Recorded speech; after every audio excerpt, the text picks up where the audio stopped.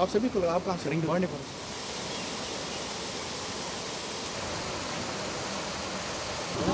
चलते हैं कि जब भी कोई मछली होगी, जब हम भी बीमार हो जाते हैं तो आपका फेशियल इंप्रेशन ये कहता है कि बीमार नहीं है। जब कोई बीमार होता तो चेहरे से पता लग जाता है आदमी को इसकी तबीयत, या मूड किसी का ख़राब होता है वो भी पता चलता है इसका मूड ख़राब है, इसके साथ ज़्यादा बातें मत करो। वही सेम मछली के साथ जब किसी मछली को कोई प्रॉब्लम होती है तो वो साइड हो जाता है, या साइड होने के साथ साथ अगर उसकी मूवमेंट्स में कोई प्रॉब्लम है, आँखों में कोई प्रॉब्लम है, ये कॉर्डन फिल्म में कोई प्रॉब्लम है, यानी कि मूवमेंट के साथ साथ जो कॉर्डन फिल्म उसकी है, अगर उसमें लगा कि इसकी मूवमेंट ठीक नहीं लगी, जैसे आप अभी एक चक्कर काटेंगे तो आपको लगेगा कि हमारी कोई मछली ऊपर आ नहीं रही, तो अचानक कोई मछली अलग से क्योंकि इनका ये है, देखिए ना अभी ग्रुप में मछलियाँ खाने ये ग्रुप में रहती है, लेकिन जब डिजीज़ होगी, डिजीज़ के साइड पे वो मछली अलग हो जाती है। जब अलग हो जाती है तो उसके फिर हमें खुद ही पता चलता है कि इसको कुछ प्रॉब्लम है।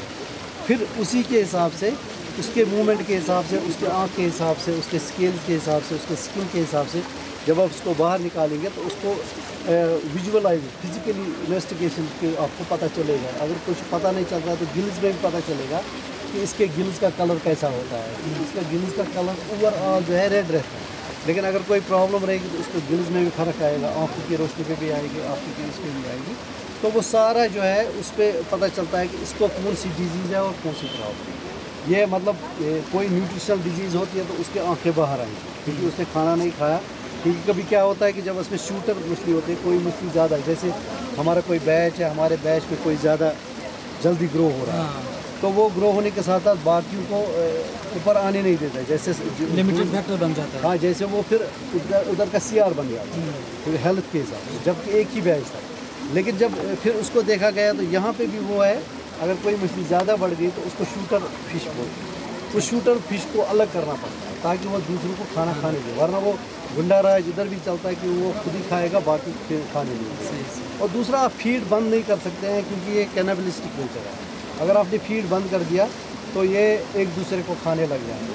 जब एक दूसरे को कुछ भी थोड़ा सा भी अगर किसी को कुछ ज़ख्म लग गया तो वही सेप्टिक होके पूरा स्टॉक आपका डेड हो सकता है। इसलिए इसमें ये खास ख्याल रखना पड़ता है, जब आप फीड दे रहे हो तो कंटिन्यूसली दो। अगर आपको लग रहा है कि फीड हमारा कम हो रहा है तो फिर शूटर को भी अलग निकालो और मछलियों को भी बार बार देखो कि एक दूसरे के अटैक को नहीं। इसके लिए कुछ कैमरास आपने इसमें फिक्स किए? कैमरा हमारी आँख है बस, जिसमें पता चल जाता है। आप जब एक मूवमेंट करेंगे इधर से तो आपको आर्टिफिशियली, ये नेचुरली आपको पता चल जाएगा इसमें क्या प्रॉब्लम है। अगर कोई मछली बीमार होगी तो फिर कहाँ ऊपर आएगी? और ऊपर आती है। क्या होता है कि ये हाईली ऑक्सीजनेटेड फिश है, इसमें जो है ऑक्सीजन की फराहमी हमेशा होनी चाहिए। उसको जब हमारे जब कोई प्रॉब्लम होती है तो हमें सफोकेशन के भी प्रॉब्लम हमें उस वजह से इनको जब बीमार होते हैं तो उनको ऑक्सीजन लेने में, ब्रीदिंग में प्रॉब्लम, इस वजह से ऊपर आ रहे हैं ताकि हम कुछ ऊपर देखें, कुछ और एक्स्ट्रा ऑक्सीजन। तो उस वजह से वो नेचुरली अलग निकलते हैं। हाँ, अगर आपको बैच में लग रहा है कि मछलियों को कुछ प्रॉब्लम है और पूरे मछलियों को है, तो फिर आपको बीच बीच में हार्वेस्टिंग से पता चल जाए। जैसे आपने फीड डाला, उसमें हैंडल नट से आपने ऊपर किया, तो आप मछली को विजुअली, फिजिकली ये देख सकते हैं कि हमारी मछली की हेल्थ स्टेटस क्या है। हेल्थ स्टेटस का देखना बहुत ही ज़रूरी है। और बारिश के टाइम पे फीड ना देना बहुत ज़रूरी है, क्योंकि बारिश के टाइम पे ये जो मछली है ये विजुअलाइज खाना, ये नहीं कि मतलब आपने डाला तो इनको पता नहीं चलेगा। हम अब यहाँ पे बैठ गए तो ये आप खाने ज़्यादा नहीं आएंगे, इनको पता है कि शोर पे बहुत सारे लोग हैं तो हमें खतरा है, तो ये खाने भी कम आएंगे। तो इसलिए इसके लिए इनको ज़्यादा डिस्टर्ब नहीं करना है, क्योंकि इनको सब कुछ दिखता है जो ऊपर ये है। और स्विमिंग ब्लेड, इनको अंदर जो स्विमिंग ब्लेड रहता है उनसे उनको पता लगता है कि हमारे पास कुछ तो है जो ऊपर प्रॉब्लम हो रही है, हमें बाहर होने वाला है। इसलिए जो बीमार होगी तो उसको कोई फ़र्क नहीं पड़ेगा, आप उधर से घुमाए क्योंकि वो ऑलरेडी सीख है। क्वेश्चन करो, जितने क्वेश्चन है इसमें ये होगा कि आपको फ़ायदा रहेगा। RAS का स्टार्ट अलग से, उसके लिए वो जो है ना टैंक्स, उसमें ये जो है ना इसका advanced RAS, recirculatory aquaculture system, वो जो रहता है इसी पानी को इसी में यूज़ करके, और इसी में स्टॉकिंग डेंसिटी भी इतनी रहती है जो जिसका 10 स्क्वायर फीट के हिसाब से वो रहता है एक, तो उसमें भी इतनी स्टॉकिंग डेंसिटी है। इसकी प्रोडक्टिविटी है ये, और ये जो पानी ज़ाया हो रहा है उसमें पानी भी ज़्यादा ज़ाया नहीं होता है, और दूसरा उसमें मतलब हमारा जो है फार्म डबल इनकम भी इससे हो जाता है। और लेकिन उसमें यही है कि मार्केट की जो है ना मार्केट डिमांड अच्छी होनी चाहिए। इसमें तो हम मतलब अगर अभी चाहें तो इसको बढ़ा सकते हैं, लेकिन स्टॉक जब ज़्यादा बढ़ जाएगा आपके रेसवेज में तो इसमें कोई मसला नहीं है, क्योंकि इसमें हम पानी का बढ़ा देंगे तो इसमें वो एकोमोडेट हो जाएगा। लेकिन रेस सिस्टम में क्या होता है कि जब बैच तैयार हो जाता है तो जब हम भी किसी कमरे में बैठते हैं तो किसी में देखते हैं कि इसमें 4-5 लोगों को बैठने की कैपेसिटी या 50 लोगों की कैपेसिटी, लेकिन जब वही उसी कमरे में रेगुलरली बैठना शुरू करेंगे तो सफोकेशन शुरू हो जाएगी, क्योंकि धीरे धीरे छोटे बड़े हो जाते हैं, बड़े बूढ़े हो जाते हैं। तो ये होता है कि किसी किसी को प्रॉब्लम भी हो जाती है, और बैच को भी जब बैच भी बड़ा हो गया उसको उसी स्पेस में रखना उतने बड़े, क्योंकि हमने फिंगरलिंग को डाला था, फिंगरलिंग स्टेज को डाला था, ईयरलिंग स्टेज था। अब ईयरलिंग स्टेज को डालना है उसी में ताकि हमारा जो जब तक ना हमारी मछली बिक जाए तब तक उसी में रहना। तो उसमें क्या करना है, जब हमारा ईयरलिंग स्टेज 6 मंथ में 7 मंथ में बैच तैयार हो जाता है तो फिंगरलिंग स्टेज को हम उतने कम जगह में फिर नहीं रख सकते हैं, क्योंकि ये रूल है कि 50 पर मीटर स्क्वायर फिंगरलिंग्स को एक जगह आप रख सकते हैं। लेकिन जब आप 50 को अबो जा रहे हो, 100 के करीब जा रहे हो, तो उधर सिट्रस के ज़्यादा मसले हैं और डिजीज़ को भी हो सकते हैं, इसलिए वो बैच जो है फिर खर्च हो जाना। वरना रयास तो बहुत अच्छा है, लेकिन ये है कि फिर मार्केट डिमांड भी उसी साथ, और साथ में एक साथ सारा बैच तैयार हो जाए। तो ऑल्टरनेट अगर एक छोड़ के एक करेंगे तो उसमें पता चला कि ये हमारे पास अब जो फिंगरलिंग है, अब उसमें स्विच करेंगे, इधर 3000 है, 1500 करेंगे तो आपका बैच फिर आगे बढ़ेगा। कुछ ऐसा किया आपके नाम पे हुआ, करेगा कोई और, वो मसला नहीं है, लेकिन ये है कि ये एश्योर्ड है, सस्टेनेबल है, और साथ में कल धोखा नहीं होगा। जैसे आपने ये ट्रेनिंग की, ये मत सोचिए ये बस ट्रेनिंग थी और मैंने लेक्चर किया, हम हमेशा अवेलेबल रहेंगे, जब भी आपको कोई मसला रहेगा तो हम साथ हैं। लेकिन ये है कि क्योंकि अब नौकरियां हैं नहीं, तो नौकरियों को उसको फिर ऑल्टरनेट अरेंजमेंट में, जैसे आप पार्ट टाइम, इसमें ज़्यादा टाइम लगता नहीं है, सुबह का 1 घंटा, शाम का 1 घंटा काफ़ी, क्योंकि सफाई होगी फिर कुछ नहीं करना है, फीड डालना है तो सफाई करनी है मतलब। लेकिन ये है कि एक तो होता है लेक्चर दिया और साथ में हो गए, लेकिन मैं एश्योर कर रहा हूँ, मैं बोल रहा हूँ क्योंकि मेरी अभी 12 साल की सर्विस है, मैं बोल रहा हूँ इसमें अगर कल्चर में आप आना चाहते हैं कहीं भी ज़मीन में, तो ये आपको धोखा नहीं देगी, और साथ में अगर कोई भी प्रॉब्लम होगी तो हम लाएंगे।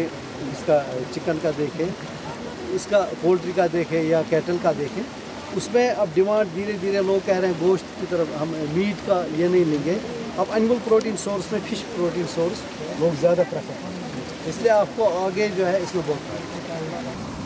अब यहाँ पे ये जो ट्राउट फिशरीज है, ओवरऑल जो भी BFSC में मास्टर्स में ट्रेनिंग जो थ्योरेटिकली चलता है, साथ में वो सब कुछ फिर इम्प्लीमेंट हो जाता है प्रैक्टिकली। इसलिए जो भी आपके वहाँ पे क्वेश्चन राइज हुए, ये सारा निचोड़ बाहर नीचे जो 9 डिविजन है, 9 डिविजन का निचोड़ यही है। इसलिए जो भी क्वेश्चन है आप पूछ सकते हैं, यहाँ पे जो भी डाउट है वो बीच में पूछ सकते हैं, ऐसा नहीं कि लेक्चर ख़त्म हो जाए तभी पूछें। जो भी आपका क्वेश्चन है, चाहे वो गलत ही क्यों ना हो, हम उसको ठीक करेंगे। पहले क्वेश्चन को भी ठीक करेंगे, और साथ में हमारा मकसद ये है कि जो भी हम प्रैक्टिकली कर रहे हैं करने के साथ साथ समझ में आए। तो ये जो ट्राउट कल्चर है, ट्राउट कल्चर का मतलब ये है कि जो हमारा एक्वा कल्चर और कैप्चर फिशरीज और कल्चर फिशरीज, पहले हमारे पास यहाँ पे सिर्फ था कि जो कश्मीर में चल रहा था, यहाँ पे कैप्चर फिशरीज था। कैप्चर फिशरीज मतलब रिजर्वेयर्स में, रिवर्स में जो भी हम मछली पालते थे, नेचुरली पल्ड फिश, उसी को हम अपना माल न्यूट्रिशन के थ्रू हम उसमें अपना एडजस्टमेंट हो जाता है। लेकिन अब पॉपुलेशन को बढ़ने के साथ साथ जो पॉपुलेशन बढ़ गई, तो उसमें हमारा जो रिवर्स की जो हमारी स्टॉक है, रिवर्स में जो हमारा स्टॉक निकल रहा है, वो पॉपुलेशन के लिए फुलफिल नहीं कर रहा है। अब जो ये है कि अब स्विच हो गया यही फॉर कैप्चर फिशरीज, अब कल्चर फिशरीज निकल रहा है। अब पहले जो था हमारे ट्राउट की बात करें या कार्प की बात करें या स्नो ट्राउट की बात करें, ये हमारे रिवर्स में ही ज़्यादा मिलती है। अब यही ट्राउट जो है, ट्राउट हम अब कैसे आर्टिफिशियली कल्चर करें और नेचुरली वाइल्ड में कैसे मिलती है, ये जो है इसमें इतना फ़र्क है कि जितना मतलब कार्प और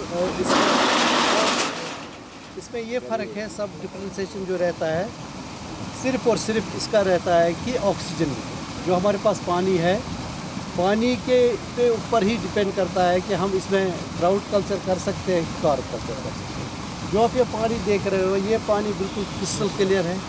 इसमें ये है कि इसमें जो सॉइल का पोर्शन है, सॉइल का पार्टिकल्स कम है, इस वजह से इसमें हम इस पानी में ट्राउट का कल्चर कर सकते हैं।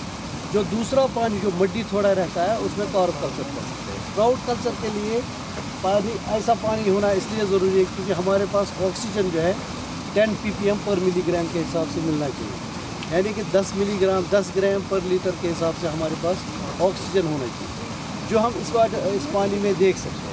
जो हमारे पास पानी आ रहा है उसका हमें सोर्स ये भी देखना है कि अगर कहीं पेस्टिसाइड्स इंसेक्टिसाइड्स का यूज़ हो रहा है तो उस पानी को हमें ज़्यादा हम इसको यूज़ नहीं कर सकते। इसलिए हमें पहले पानी का पूरा ये पता चलना चाहिए कि ये पानी पूरे साल के लिए होना चाहिए, और साथ में पेस्टिसाइड्स इंसेक्टिसाइड्स फ्री होना चाहिए, और साथ में ये पानी जैसा हम पी रहे हैं वैसे पीने वाला होना चाहिए। तो उसके लिए वो पानी जो है ट्राउट कल्चर के लिए सबसे बेस्ट है।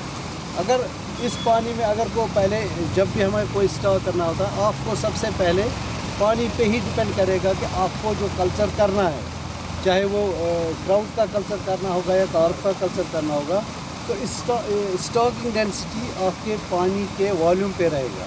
जितना पानी ज़्यादा होगा उतने ज़्यादा वॉल्यूम में उतना ज़्यादा आप स्टॉक डेंसिटी भी बढ़ा सकते हैं, उतने ज़्यादा रेसवेज भी बढ़ा सकते हैं। रेसवेज का क्या मतलब होता है और पॉन्ड का क्या मतलब होता है, नीचे तो कुछ पढ़ा होगा ना। रेसवे का क्या मतलब और पॉन्ड का क्या मतलब, ये सिंपल डेफिनेशन है, इसलिए हाँ। और रेसवेज में ट्राउट का कल्चर होता है। ट्राउट का कल्चर जैसे करते हैं, ट्राउट को कल्चर करने के लिए हमें सबसे पहले पानी की फराहमी पे डिपेंड करता है कि आप कितने रेसवेज बना सकते हैं। एक रेसवेज के हिसाब से 15 लीटर्स पर सेकंड के हिसाब से एक रेसवे को पानी चाहिए। अब इसको ही आप फ्लो रेट पे ही कह सकते हैं कि हम इस पे कितने रेसवेज आगे बढ़ा सकते हैं। जब आपकी एक बैटरी पानी की बन गई तो उसी को हम इसके जो जहाँ से फिर ड्रेनेज है, ड्रेनेज को हम दूसरे पाउंड में रेसवेज में डाल सकते हैं। इसी तरह जो हमारा पानी, अब ये जो पानी है ये हमारे पास रॉ पानी आ रहा है। अब ये जो हमारे पास सोर्स था, ये हमारे पास बिल्कुल रॉ सोर्स है। रॉ सोर्स होने के साथ साथ इसमें हमारे पास सब कुछ हो सकता है, यानी कि सिल्ट लोड भी ज़्यादा हो सकता है, वीड्स भी हो सकते हैं, इंसेक्टिसाइड पेस्टिसाइड्स का यूज़ भी हो सकता है। लेकिन रिफाइनमेंट के थ्रू जो हम नेचुरल डिसिल्टेशन चैम्बर जो हमने बनाया है, इसमें हमारा जो पानी का सिल्ट लोड होगा वो नीचे धीरे धीरे सेटल हो जाएगा। ऊपर जो पानी रहेगा, देखिए पानी अब इधर आ रहा है, ये देखिए फिर लास्ट पे जो ऊपर अब अगर बॉटम अगर सिल्ट लोड ज़्यादा होगा तो वो डाउन रहेगा। अगर ऊपर जैसे वीड्स वगैरह कुछ दिख रहे हैं तो ये ऊपर फ्लोट होकर ये हम निकाल सकते हैं। लेकिन इस पर फिर साथ साथ ये भी देख रहे हैं हम कि इसी को आगे चल के जो नीचे से आ रहा है तो कुछ लोड तो यहाँ पे आएगा, लेकिन लास्ट पे जो लोड है ये पूरा रिफाइंड होकर हमारा बिल्कुल साफ़ हो जाएगा। फिर हम इसको जब साफ़ करेंगे तो नेक्स्ट ईयर के लिए फिर जब लोड आएगा सिल्क का तो वो फिर जमा होगा। तो इसलिए नीचे ये वाला सिल्क लोड ज़्यादा नीचे नहीं गएगा, यहाँ पे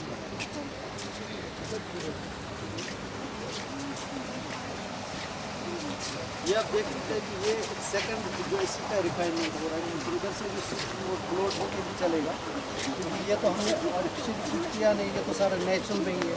कुछ लोड यहाँ पे भी रह सकता है, लेकिन लास्ट इस लोड के साथ साथ जो नीचे से हमारा पानी आ रहा है यहाँ पे हमारा फिर जो है वीड्स का यहाँ पे कलेक्शन हो सकती है। लेकिन हमें चाहिए पूरा सिर्फ हमें पानी का इसमें, क्योंकि जितना आपके साइड में जितना आपका पानी अच्छा होगा उतनी आपकी न्यूट्रिएंट्स जो है या कोई भी डिफिशिएंसी रहेगी वो सारा खत्म हो सकता है, लेकिन पानी आपको साफ रखना। जो रेसवे जो बनाते हैं ना, रेसवे का स्टैंडर्ड साइज़ यही होता है कि जितना आप चौड़ाई मिलेंगी, जैसे ये 5 फुट या 6 फुट चौड़ाई में है, इसके 4 टाइम्स 6 टाइम्स आप 7 टाइम्स भी ले सकते हैं। लेकिन सब कुछ डिपेंड करता है जो आपका पानी, इस पानी पे जितनी ज़्यादा फ्लो रेट रहेगी उतना ज़्यादा, क्योंकि इसमें जो है पानी जमा हो जाएगा। जैसे इसमें पानी जमा होगा, इसमें पानी जमा होने के साथ साथ फिर आप फ्लो रेट को जैसे यहाँ पे एक्सेलरेटर फिर वहाँ पे जब जाएंगे तो वहाँ पे जो पानी का प्रेशर होता है उसको वाइब्रेट करते हैं। फिर जो होता है डिस्चार्ज, यानी कि इसमें 3 स्टेप्स होते हैं। इधर जो ये जो आप ग्रूव देख रहे हैं, इसमें हम जो फट्टे लगाते हैं तो इसको एक्सेलरेटर बोलते हैं, यानी कि यही पानी फिर एक्सेलरेट होके ताकि इनको जो है और मैक्सिमम ऑक्सीजन मिल सके। तो इसमें जो स्टॉक डेंसिटी होती है 3000 फिंगरलिंग्स, एक फिंगरलिंग का साइज़ होता है 5 ग्राम से 10 ग्राम तक का फिंगरलिंग जो रहता है वो 5 ग्राम से लेकर 10 ग्राम तक एक मछली का रहता है। जो फिंगर के बराबर होगा उसको फिंगरलिंग बोलते हैं, जो 1 इंच के बराबर होगा तो उसको फ्राई बोलते हैं। फ्राई को फिर अर्ली फ्राई, फिर लेट फ्राई, फिर फिंगर। फिर जो जब सीधे ही अंडा रहता है जो फर्टिलाइज आग होता है उसको सुपान से फिर आइडोवा एग, ये जो इसकी स्टेज है, फिर वो हैचरीज में यहाँ से अर्ली फ्राई से लेके फिंगर लिंग तक हम इसको स्टॉक कर सकते हैं। एक रेसवे में 3000 के करीब फिंगर लिंग डाल सकते हैं। एक रेसवे के लिए जैसे 6x50 है ये, इसमें हमें 3000 तक फिंगर लिंग डाल सकते हैं। अगर आपके फिर उसको और बढ़ाए, क्योंकि आपको करना कुछ नहीं, आपको बढ़ाना है ये, तो आप और ऐड कर सकते हैं, यानी कि जितने पर स्क्वायर मीटर के हिसाब से 50 फिंगर लिंग्स पर स्क्वायर मीटर के हिसाब से डाल। ये स्टॉक डेंसिटी का एक रेशियो है जो हम डाल के फिर इसमें जो कल्चर चलेगा, इसमें फिर जितना माउथ साइज़ होगा, माउथ साइज़ के हिसाब से ही फीड का। तो इसके बाद जब बड़ी हो जाएगी, थोड़ा सा बड़ा मुंह हो जाएगा तो ये साइज़ हो गया। जब मतलब ईयरलिंग्स के हिसाब में मतलब 250 ग्राम के करीब जब होता था, उसका मुंह भी बड़ा हो जाता है, उसका साइज़ भी बढ़ेगा। इसका एक और ग्रेड होता है जो ब्रूड स्टॉक, यानी कि जो बेचने के बाद जो हम ये ब्रीडिंग के लिए, ब्रीडिंग पर्पज़ के लिए मछली का ये पीस रहता है, वो उससे भी ऊपर उसको 5 नंबर बोलते हैं, यानी कि 1 नंबर से लेके 5 नंबर तक फीडिंग के ग्रेडिंग के हिसाब से, अलग अलग ग्रेड के हिसाब से अलग अलग मछली को देते हैं। अब इसमें ये देखा है